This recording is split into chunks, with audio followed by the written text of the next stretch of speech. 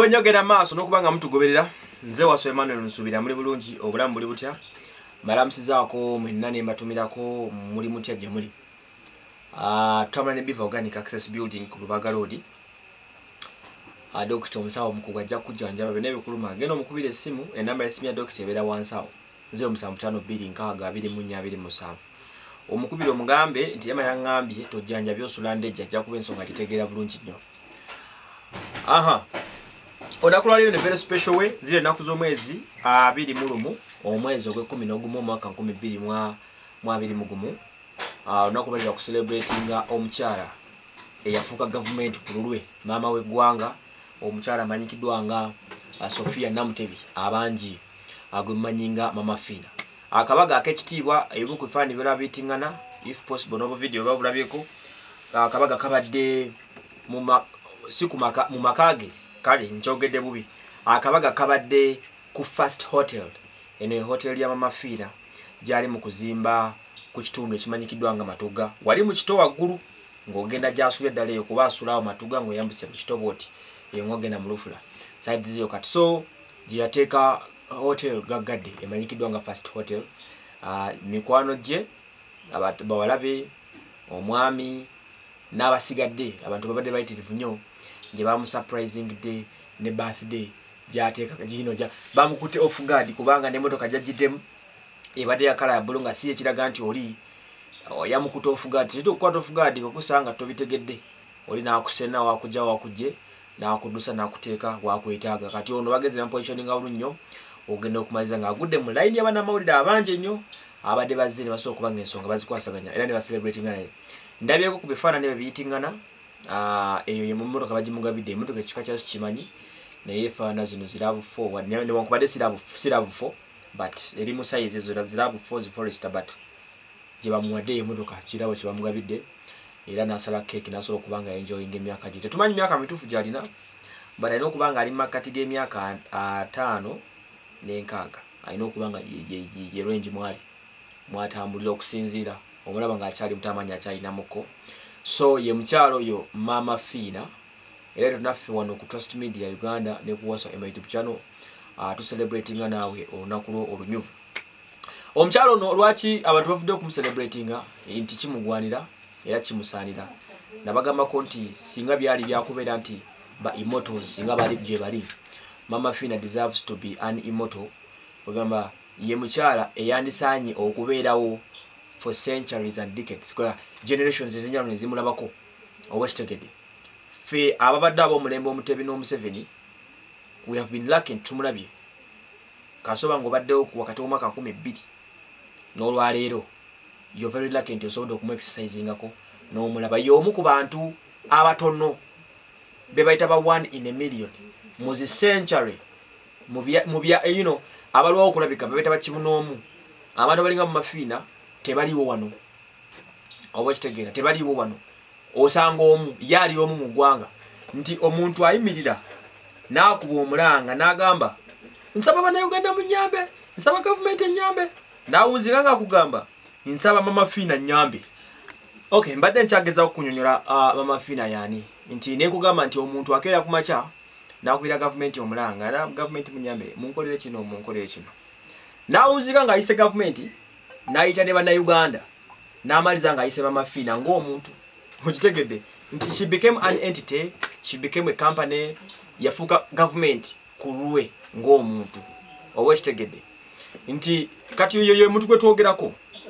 We have so many reasons as bannayuganda to celebrate this lady okuva ku munaku owaawa okutuuka ku mugagga owaawa talina gwatayambye bonna bawadde ssente omuntu gwe n'omubuuza nti gw'ofunira muwa nga tolaba nnyo waafuniramu ge mazima. Buli omu spiritually n'abajjanjaba economically n'abateekamu ssente n'abagaidinga kubanga alina awangadde mu system ebintu abimanyi obulamu n'abufuula ize eri abantu bonna ne bekikwatako ensonga ne zibatambulira bulungi nnyo nnyini ddala nga bw'okiwulidde omutegedde bulungi nnyo. So that is the Mama Fina we are talking about. So ensi bw'evaawo ne celebrating obulamu bw'omukyalo ono kituddizaamu ddala amaanyi era twongera okukisanyukiramu ne twebaza team abatambula naye abambeera okumpi ennyo balabirira.